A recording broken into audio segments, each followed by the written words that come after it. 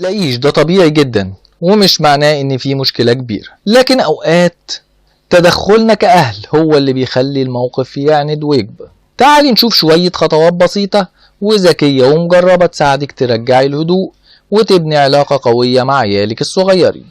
1. جربي الاستماع العكسي، يعني كل واحد يسمع التاني ويعيد اللي سمعه بكلماته.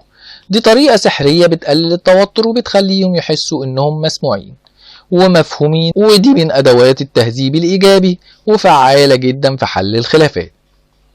2.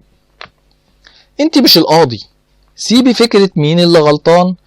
لما الخناقة تحصل قولي بهدوء انا شايفة ان في مشكلة والضرب مش مقبول في بيتنا. بعدها ابعديهم عن بعض دقايق بهدوء. 3. ابعديهم الاول واهدي وبعدين اتكلم. وقت الزعل مش وقت محاضرات، استني شوية ولما الامور تهدى اسألي كنت متضايق ليه، او كنت عايز تقول ايه غير انك تضرب. 4.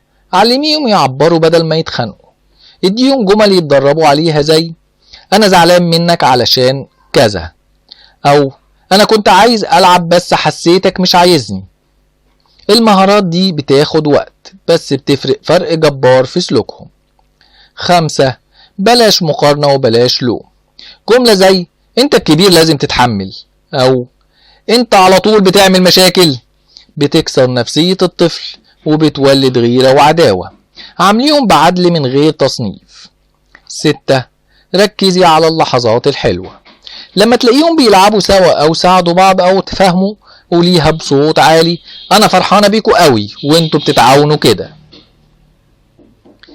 وفي الاخر الخناقة مش معناها انهم بيكرهوا بعض، الخناقة معناهم انهم لسه بيتعلموا يعبروا ويتفهموا.